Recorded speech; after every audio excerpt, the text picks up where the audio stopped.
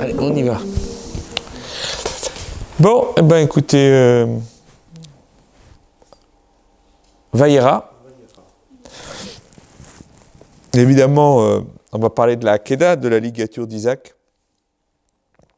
Comment ne pas en parler, puisque c'est le passage fondateur, central de notre paracha.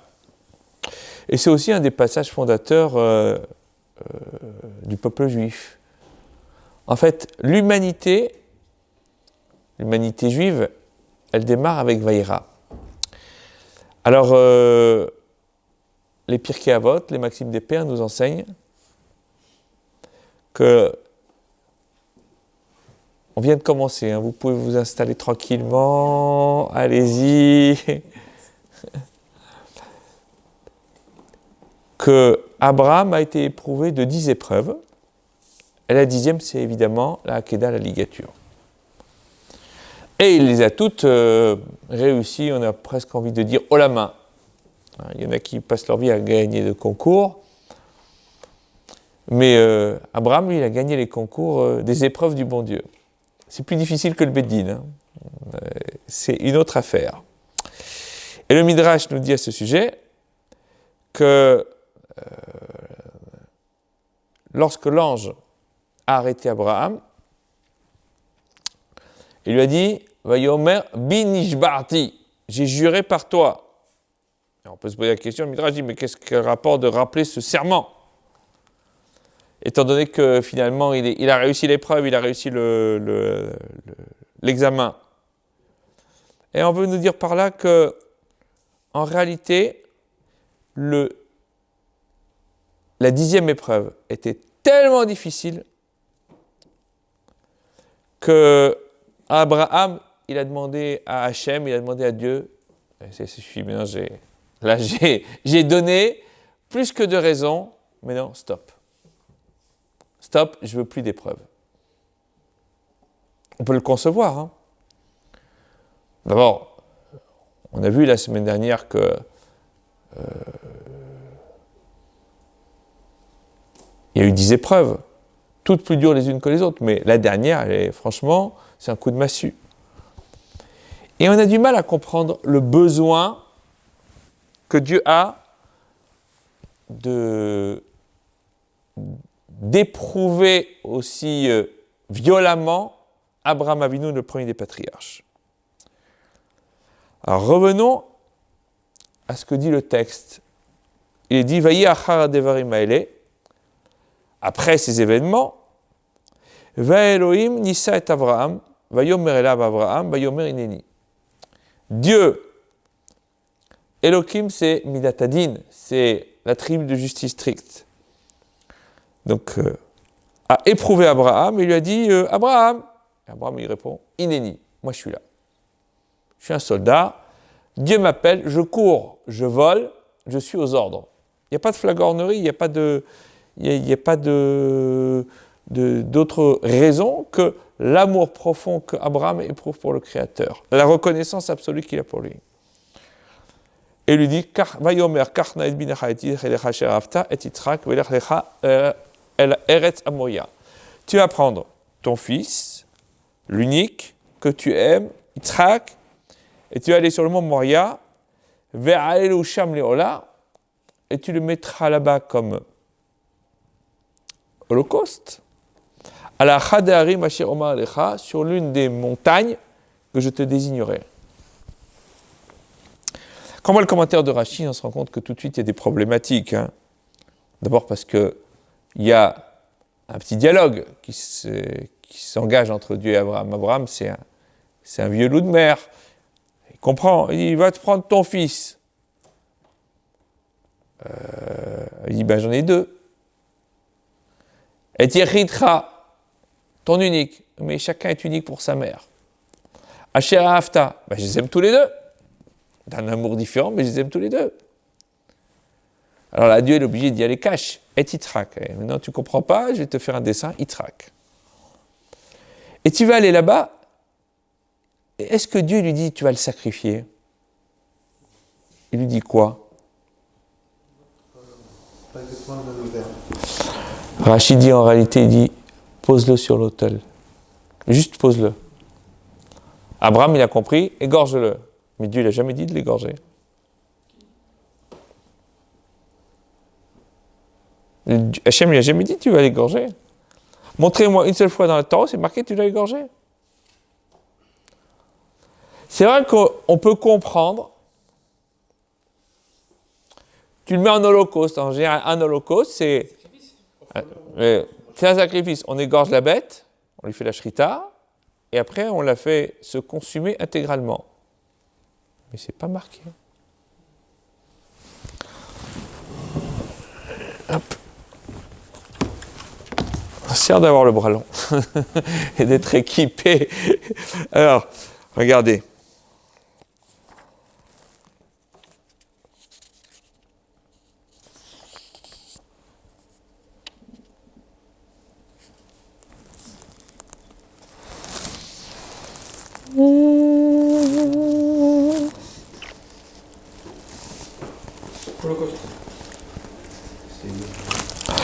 Rachid dit explicitement Ve'a'aleu, fais-le monter. Lo amarlo shechatu. Il lui a pas dit égorge-le. Les fichou la yachaf et akadosh baruch hu les shorto. Parce que Hachem ne voulait pas qu'il l'égorge. Et là, les aleu lehar, la asoto, là, juste le faire monter sur la montagne pour en faire un holocauste. Ou mishialu amarlo oridu. Et quand il l'aurait fait monter, il leur a dit tu le fais descendre. Tu me l'as offert. Tout est dans la symbolique. D'ailleurs, c'est pour cela que le Rambam Maïmonide dit que dans un passage très controversé du Moreh Nevuchim, du guide des égarés, que la ligature d'Isaac constitue un événement important dans l'histoire de l'humanité dans la mesure où elle marque l'arrêt de toute légitimité, tant est qu'il y ait pu en avoir un jour, pour les sacrifices humains. N'oublions pas que dans les sociétés du Proche et du Moyen-Orient de l'Antiquité, le sacrifice humain, c'était monnaie courante. Comme ça existait après dans les sociétés africaines ou asiatiques ou sud-américaines. Les conquistadors étaient très effarés par les sacrifices humains que faisaient les Aztèques et les Incas. Bon, il n'y en a peut-être pas eu tant que ça, mais un, c'est déjà un de trop. Donc l'idée, elle est là. Mais on revient, on s'est écarté du corps du sujet. Alors regardez un peu. C'était juste pour vous rappeler cet épisode. On croit toujours que Hachem, il ne lui a jamais demandé de le trucider. Il lui dit, tu le mets sur l'autel. Le simple fait de le mettre sur l'autel, m'aspique, ça me suffit. C'est comme s'il y a une symbolique. Tu m'offres ton fils, tu le fais koulol Hachem. Tu le considères comme s'il était intégralement destiné à Hachem. C'est beau, c'est magnifique, et il n'y a rien de morbide là-dedans. Au contraire, c'est une manière de s'élever. Mais Abraham, il comprend, comme on comprend tous d'ailleurs. On comprend Ola, Holocauste, Shrita. Oui, juste Bastia, Maspik. Et il a fait du zèle. Mais tout le monde n'est pas d'accord avec cette interprétation et on va y aller. Alors, la Gemara dans Sanhedrin, elle dit au nom de Rabbi Shimon bar Abba que quand Dieu dit à Abraham, Karna, prends s'il te plaît, c'est vraiment s'il te plaît. Enna, elle a la shon bakasha. Quand Dieu il dit, c'est s'il te plaît. Et il donne une métaphore, il dit c'est un roi de chair et de sang qui a fait de nombreuses guerres et il avait un champion. Et puis il y a eu une guerre qui est encore plus dure que toutes celles qu'il n'a jamais pu avoir. Et il va voir le champion, il lui dit écoute, j'aimerais bien que tu te loupes pas. très important que tu gagnes cette guerre. Donc, quand il dit, c'est... Parce qu'autrement, si tu perds cette guerre, on va dire que tout ce que j'ai gagné jusqu'à présent, c'était du pipeau, c'était trop facile, c'est pour ça que j'ai gagné. L'idée, c'est ça, c'est toi, Abraham, si tu loupes cette 10e épreuve, ça va discréditer, enlever toute valeur aux 9 épreuves que tu as traversées précédemment. C'est un peu un qui tout double, quoi. Soit tu gagnes la 10e et tu as raflé la mise, soit tu la loupes et tout ce que tu as pu traverser perd son sens. Alors il faut quand même comprendre. Et si Abraham n'a vraiment pas tenu l'épreuve de la Akedah, de la ligature, d'accord, on lui demande d'égorger son fils unique qu'il a eu à 100 ans. Bon, s'il n'avait pas tenu l'épreuve, personne n'aurait pu lui en vouloir, même Hachem, même Dieu. Alors, parce qu'on ne peut pas dire qu'à cause de ça, il les a quand même passées, ces épreuves. Les 9 autres, elles sont là, on ne peut pas dire, ouais, ça vaut rien. Non, ça vaut quelque chose. Puis cette épreuve, elle est tellement dure, tellement difficile, quoi. Égorger son propre enfant, l'enfant du miracle. Alors, plus miracle que ça, il n'y a pas eu de PMA, il n'y a pas eu de GPA, il n'y a pas eu de fécondation in vitro, il n'y a rien eu, hein, l'enfant du miracle absolu. Deuxième problématique que les commentateurs d'ailleurs se sont efforcés de résoudre, c'est le fait que dans toutes les générations, on a vu qu'il y a eu des juifs qui malheureusement, ont donné leur âme pour la sanctification du nom de Dieu, qui sont morts sur les bûchers de l'Inquisition, ou pendant les croisades, ou pendant les persécutions dans les pays d'islam, pour justement ne pas abjurer la foi de leurs ancêtres, et qui sont morts en disant « Shema Israël ». Eh bien, Abraham, il n'a pas lui aussi fait ça. Il n'a pas été jeté dans la fournaise ardente parce qu'il a refusé d'abjurer. Et il a tenu le choc. Donc c'est quand même énorme. On ne peut pas dire qu'il n'a rien fait. Il était prêt à mourir pour Hachem. Et on va dire que parce qu'il refuse de livrer Yitzhak, alors tout est balayé, tout est nettoyé, c'est comme s'il n'avait rien fait. Et en vérité, si on ne parlait que de l'épreuve de la Akedah, parce que c'est vrai que on voit que cette épreuve, elle a laissé une marque, un sceau pour toutes les générations d'Israël jusqu'à la fin du monde. La preuve, c'est que dans le Midrash, on nous dit à propos du verset « Vaikach beyado et ha'esh ve ha'ma'achelet » Hop, qu'est-ce qu'il dit le traducteur Il a pris dans sa main le feu et ma'achelet, on va dire le couteau, mais comment il traduit ?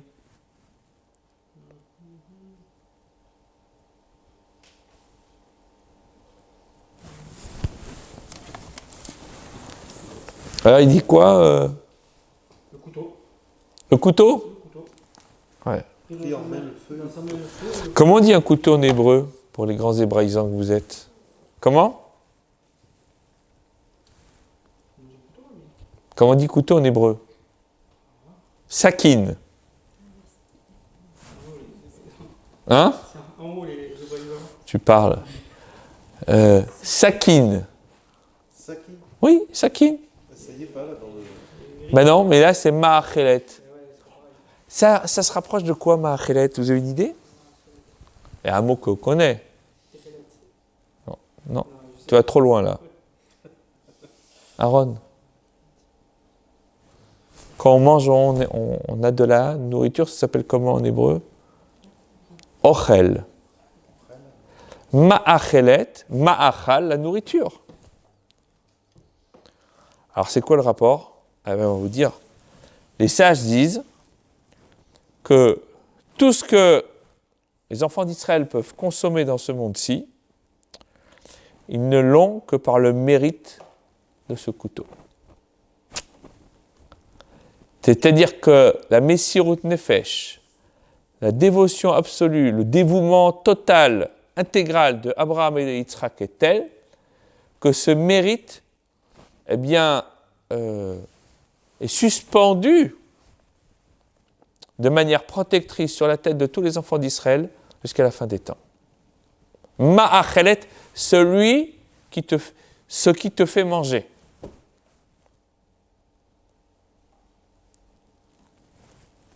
Ce qui te fait manger.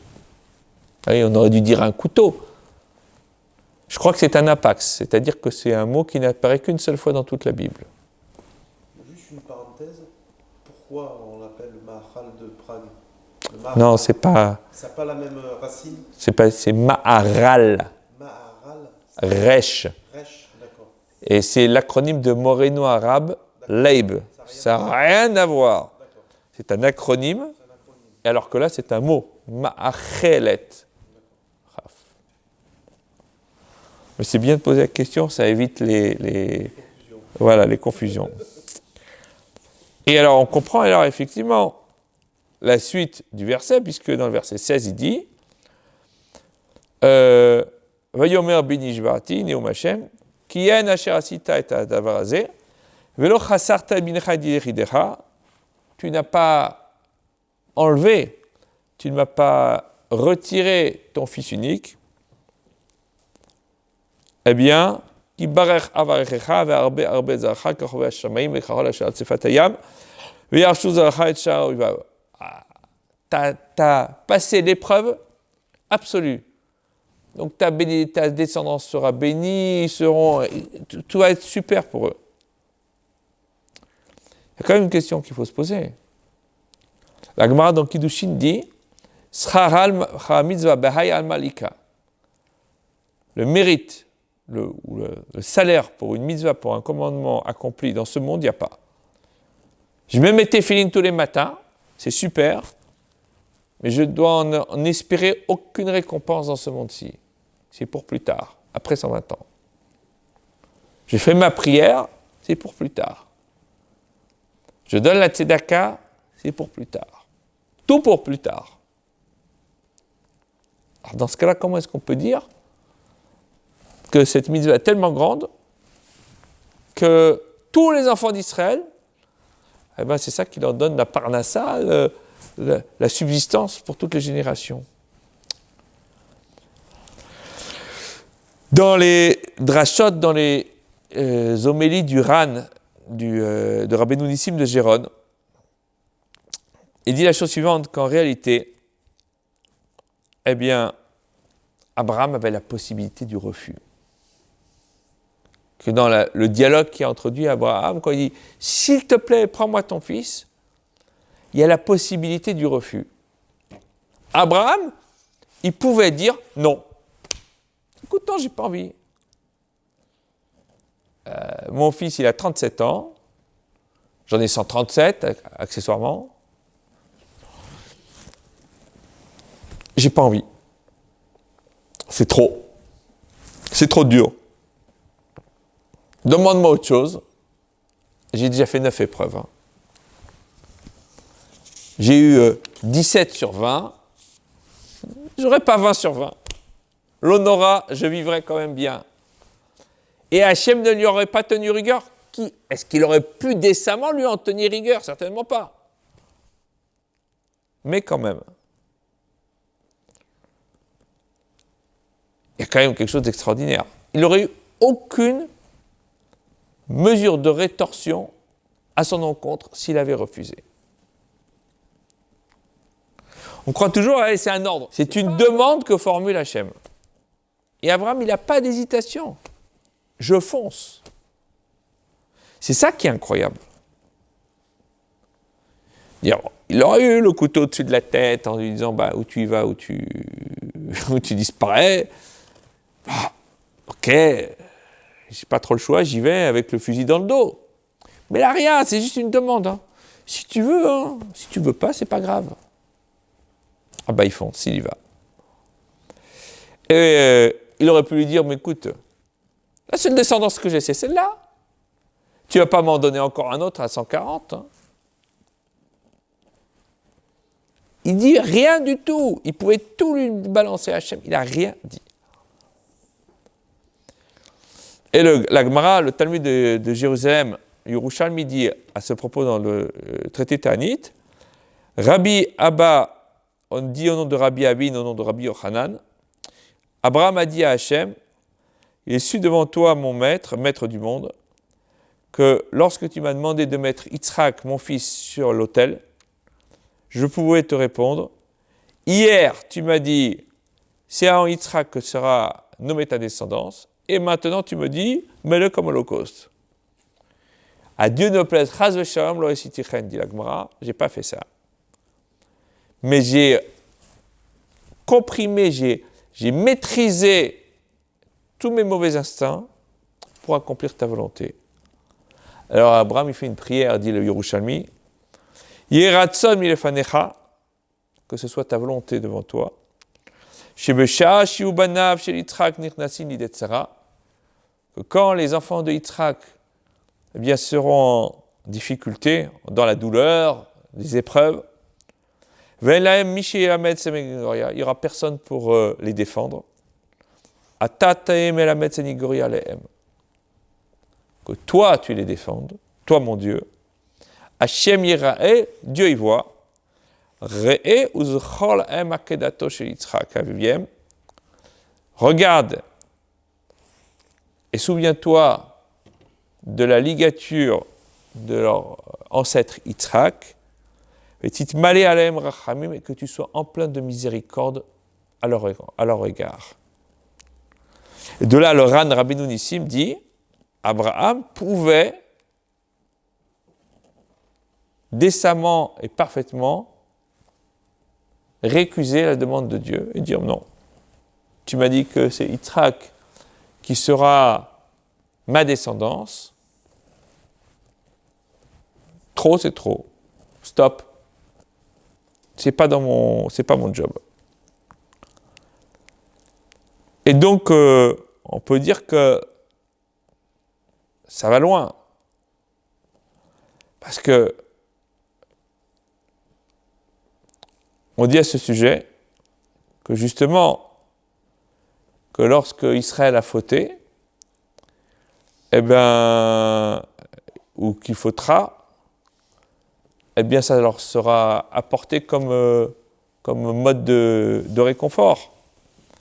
Parce que justement, il y a cette idée que Dieu va les protéger. Et on voit au début de la prière, tous les matins, on dit Ribono shel olam, maître du monde, Kemo shekavash Abraham avinu et rachamav, la'asot retzonecha. De la même manière qu'Abraham Avinu a maîtriser sa miséricorde pour accomplir ta volonté, Belev Hashem, d'un cœur entier. De la même manière, quand tu seras en colère contre nous, tu vas comprimer ta colère, et que ta miséricorde, eh bien, elle dépasse tes attributs de justice. Et que tu te comportes avec nous, éternel notre Dieu, avec l'attribut de miséricorde et de bonté. Donc, sous-entendu, c'est quelque chose qui est récurrent. Il a fait quelque chose de tellement exceptionnel à Abraham, et Yitzhak aussi d'ailleurs. Hein. Ils ont été deux. Hein. C'est un tel mérite que maintenant on a un bouclier en acier trempé jusqu'à la fin des temps. On navigue sur quelque chose de très fort.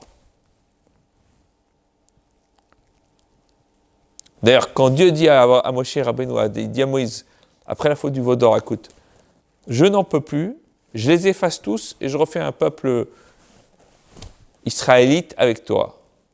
Et Moïse lui dit, mais attends, tu plaisantes. Si le mérite d'Abraham, d'Yitzhak, d'Yaakov, il n'est pas suffisant pour les protéger. Mon mérite à moi, ça va les protéger. Non, non. On garde les mêmes. On essaie un peu d'arranger les choses, mais on ne recommence pas. C'est trop compliqué, ça ne marchera pas. Et c'est exactement ce que dit le Sfat Emet, que c'est le mérite d'Abraham et de Yitzhak qui subsiste jusqu'à aujourd'hui pour les enfants d'Israël. Maintenant, on va comprendre que pourquoi est-ce que Dieu il a besoin d'éprouver Abraham avec cette 10e épreuve. C'est quoi la nécessité? On a besoin de comprendre quand même. Hachem, il ne fait pas des choses gratuites et surtout, il n'est pas là pour être méchant avec les hommes. Donc, s'il fait quelque chose, c'est qu'il y a un intérêt, certes très lointain, mais qui a un intérêt. On a un peu de recul, on va peut-être essayer de savoir de quoi il s'agit. L'idée qui nous est présentée, c'est que l'épreuve de la ligature, c'est une préparation pour la délivrance finale d'Israël, pour les temps messianiques. Donc, on revient au verset, où au troisième verset du chapitre 22, il dit « Vayashkem Abraham bab boker, vayahavosh et chamoro » Abraham s'est levé le matin, et il a enfourché son âne. A priori, la Torah ne vient pas nous raconter des histoires au coin du feu. On ne vient pas nous dire qu'il a enfourché un âne pour le plaisir. Il y a quelque chose derrière. Alors d'abord, la notion de chamor, on sait qu'elle fait référence à la notion de chomer, c'est les mêmes lettres mais disposées différemment, ou alors c'est le même mot qui est ponctué différemment. Chamor c'est l'âne, chomer c'est le matériel. Donc chevaucher le matériel, ça veut dire maîtriser la matière. Abraham est le premier qui maîtrise la matière. S'il y a quelque chose de fondamental dans le judaïsme, c'est l'idée qu'on ne peut pas nier la matière. Nier la matière, c'est une hérésie, c'est un non-sens. Il faut la maîtriser. La Torah nous apprend que rien dans la création n'est mauvais ou bon par essence. C'est l'usage que l'on va en faire qui va être mauvais ou bon. Je prends un aliment, s'il est kasher, que je fais les bénédictions nécessaires et que je le consomme délicatement parce que justement je dois être en bonne santé pour pouvoir accomplir la volonté de mon Créateur, j'ai fait une mitzvah.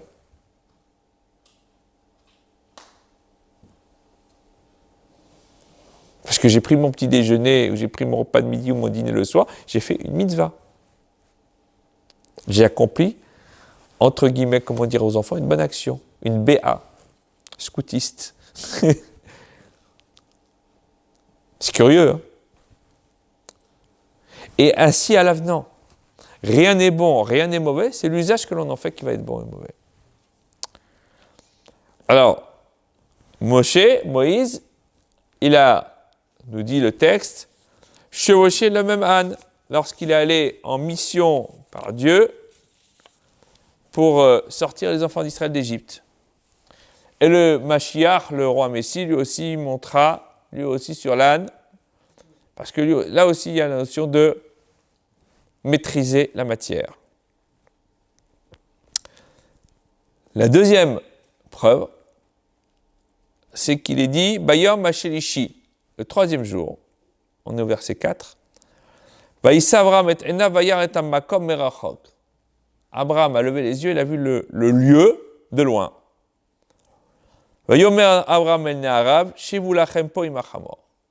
Abraham il a dit à ses serviteurs, restez là avec le chamor, avec l'âne. Et Rabbi Yitzhak dit, commentant ce passage, dans le Midrash Rabbah, ce lieu est appelé à s'éloigner de ses propriétaires légitimes. Et c'est pour ça que Abraham dit, il l'a vu de loin. C'est-à-dire qu'on savait qu'à un moment donné de l'histoire, une longue période, Israël n'aurait plus la propriété du mont Moria.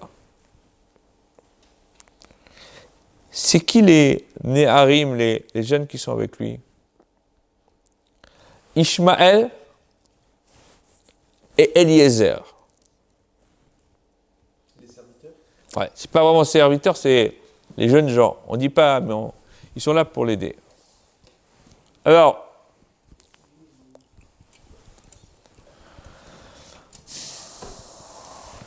on aurait pu penser que c'était éternel, mais ça ne l'est pas. Elle leur a dit, restez là avec l'âne, sous-entendu, les enfants d'Ishmaël et les enfants de Eliezer, eh bien, seront là sur le Makom Amigdash, le lieu du temple, pendant la galoute, pendant l'exil. Ce qui fait d'ailleurs que, justement, eh bien, ils en ont été les gardiens pendant des siècles, jusqu'au moment où les temps messianiques permettront à Israël de retrouver la souveraineté pleine et entière sur ce lieu sacré entre tous. Et l'idée, c'est que eh bien, le temple, le mont du temple, reviendra dans la propriété pleine et entière d'Israël au moment de la construction du troisième temple. La troisième preuve, elle est rapportée dans les Pirkei de Rabbi Eliezer. On nous parle des 2 cornes du bélier qui a été mis sur l'autel à la place de Yitzhak. Et les 2 cornes, nous dit Rabbi Hanina ben Dossa, celle de gauche, c'était le shofar qu'on a entendu sur le mont Sinaï, et celle de droite, elle est plus grande que celle de gauche.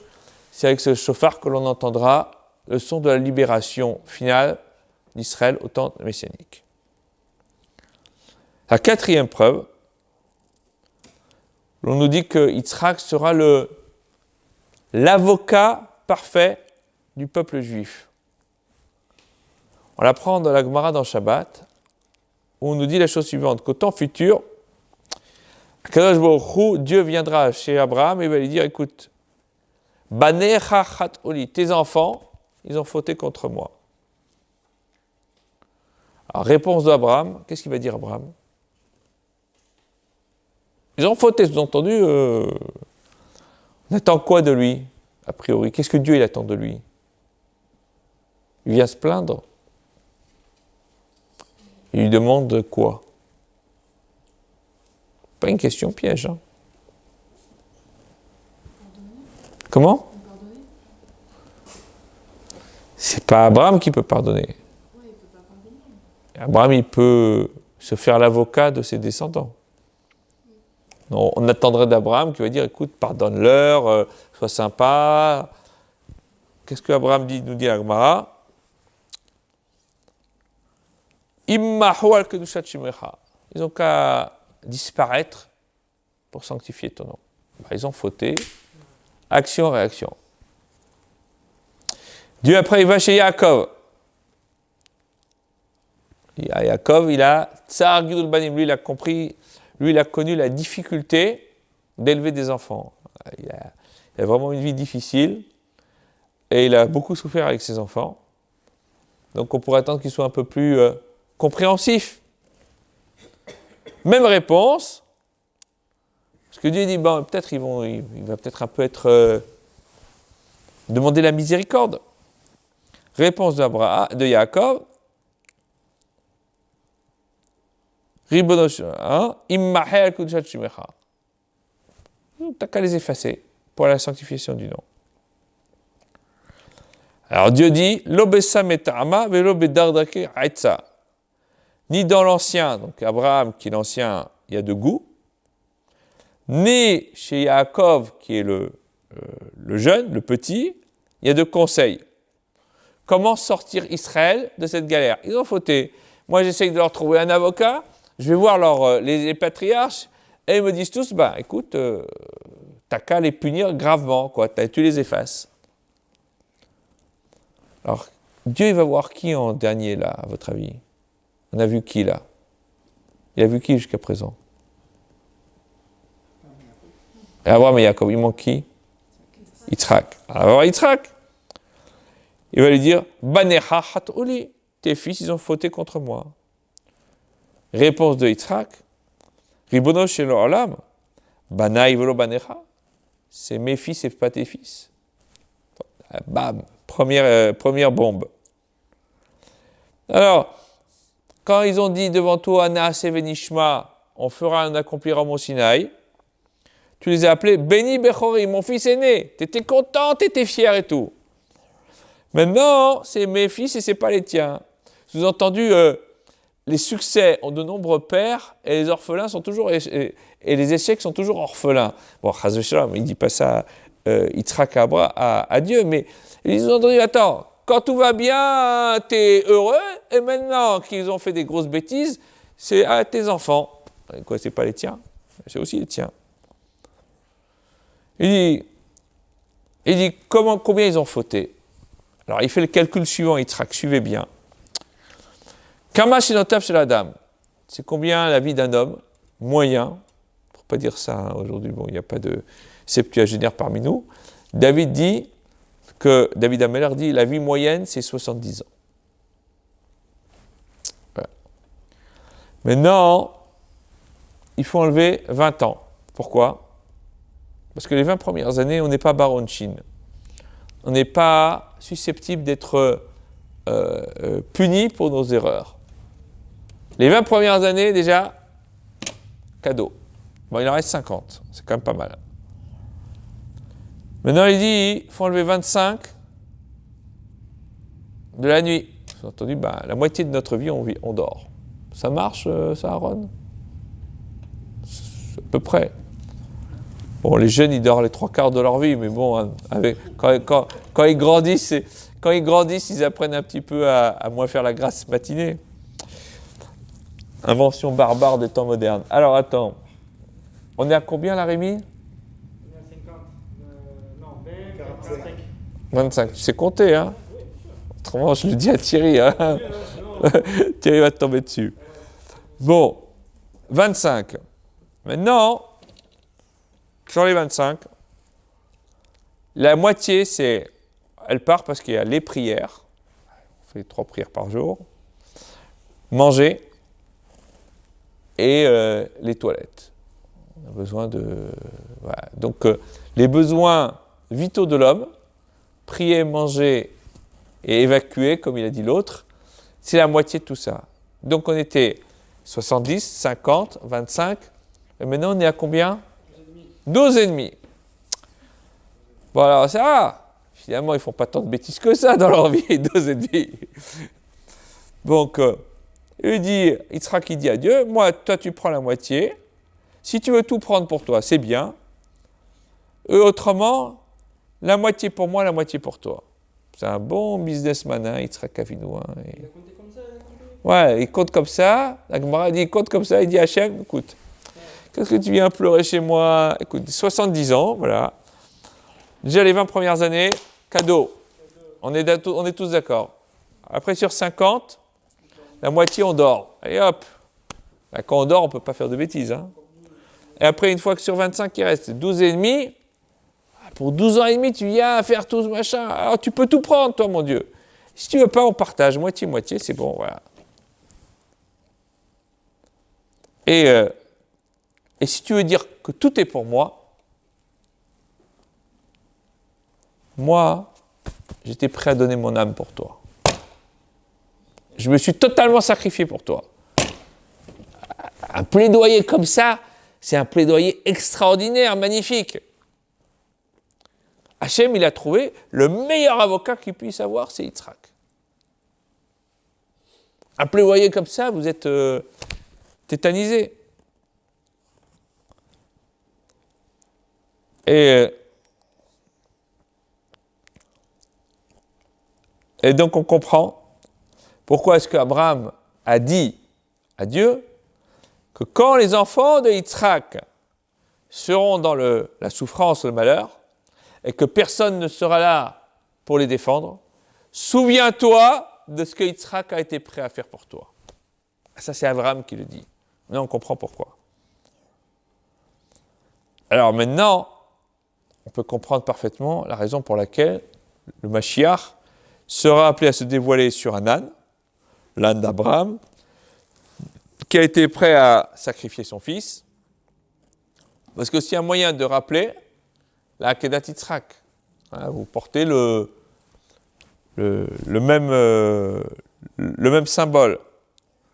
Et que par ce mérite, le peuple juif eh bien, aura la possibilité d'être sauvé et de sortir de l'exil pour rentrer dans la délivrance.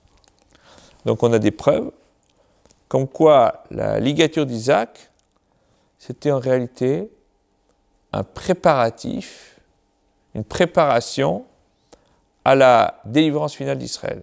Le Midrash rapporte que le Satan, il a tout fait pour éviter ça. Parce qu'il savait que, justement, si Abraham traverse l'épreuve, à terme, il sera condamné. Ça mettra le temps qu'il faudra, mais il sera condamné. Et le Midrash rapporte qu'il a été voir, il s'est transformé comme ayant l'apparence d'un vieillard. Et il a dit à Abraham, un vieux comme toi, il va sacrifier un enfant qu'il a eu à 100 ans. Réfléchis à ce que tu fais, tu es complètement fou. À notre âge, on ne prend plus des risques pareils. Tu ne vas pas retrouver comme tous les jours un miracle comme ça. Abraham l'a remballé, il lui a dit, écoute, moi je ne t'écouterai pas. Et donc il a dû le quitter. Après on nous dit que le Satan, il s'est transformé. Et il a été voir Yitzhak. Et il lui a dit, écoute, tu ne peux pas faire un truc pareil. Pense à ta mère. Elle a pleuré tellement d'années pour t'avoir, et quand tu es arrivé, tu vas tuer ta mère en faisant ça.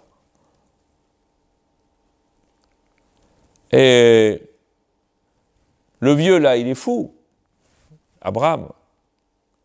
Mais il va t'égorger. Soi-disant, il ne le savait pas. Il dit, mais c'est pas grave. Moi, je ne vais pas transgresser la parole de mon Créateur et celle de mon Père. Et donc, comme le Satan a vu que ni Abraham ni Yitzhak n'étaient prêts à écouter ses arguments, il dit qu'il s'est transformé en cours d'eau, et ils ont continué à marcher.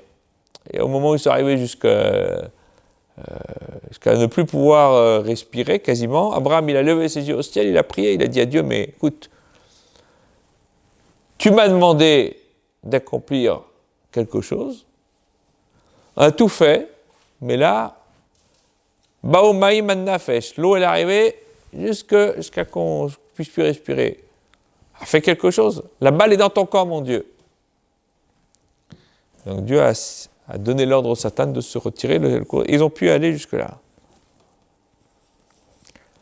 Pourquoi il fait ça? Parce que la Gemara dit dans ce cas qu'au temps futur, eh bien, Dieu va prendre le Yetzer Hara, le mauvais penchant, le Satan, et va l'égorger devant tout le monde. Donc il sait que les temps messianiques, c'est pas bon pour lui. Donc tout ce qui peut être de nature à empêcher ce dévoilement de la présence divine, il va tout faire pour l'éliminer. Maintenant qu'on a dit ça, on comprend aussi que il a tenté d'empêcher même le bélier d'apparaître. Le bélier courait vers Abraham. Et qu'est-ce qu'il a fait le Satan? Il s'est transformé en buisson pour l'empêcher. Et Abraham a dû justement le dénouer des buissons pour pouvoir justement lui permettre d'être sacrifié. Donc on voit que la Hakeda, la ligature, ce n'était pas un ordre, c'était une demande gentiment et poliment formulée par Dieu. Et d'où est-ce qu'on le sait? On nous dit parce qu'il y a une Gemara qui dit justement dans le traité Nida, Mitzvot betelot le'atid lavo. Au temps futur, les commandements seront annulés. Et le Ritba explique qu'on veut dire qu'au temps futur, Israël accomplira les mitzvot, mais de son plein gré et pas par ordre. On mettra les téphilines pas parce qu'on en aura l'ordre, parce qu'on en aura envie. On étudiera la Torah pas parce qu'on aura l'ordre, parce qu'on aura envie, etc. Etc., etc.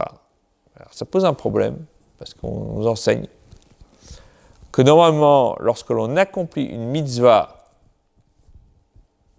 par ordre, on a un plus grand mérite que lorsque l'on l'accomplit de notre plein gré. Et la raison, elle est la suivante, c'est que lorsque l'on accomplit par ordre, on lutte contre notre mauvais penchant qui nous dit « n'obéis pas ».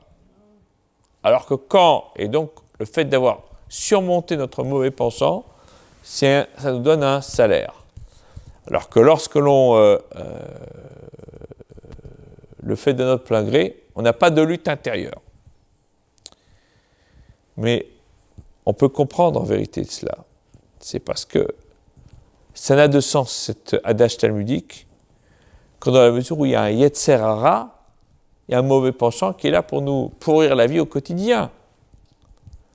Mais au temps futur, le yetzer hara aura été retranché, n'existera plus, donc il n'y aura plus de mauvaises pulsions qui pourront animer l'homme, et dans ce cas-là, effectivement, eh bien, on pourra accomplir les mitzvot de notre plein gré, et ça ne voudra pas dire pour autant qu'on aura un moins bon salaire que si on les accomplissait par ordre, puisqu'on n'aura plus de tension intérieure qui nous dira, comme Jiminy Cricket, ou le mauvais génie qui va glisser à l'oreille, surtout ne fais pas ça, c'est tellement plus agréable de faire ce que tu veux.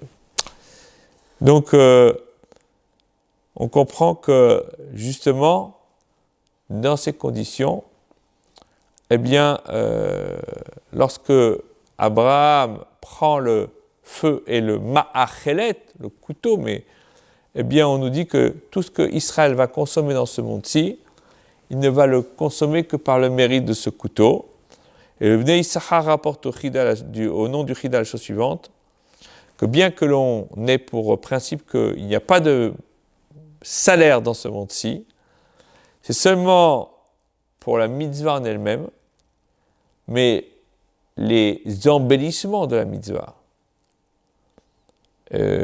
Parce que il y a la mitzvah brutto et il y a tout ce qui va autour.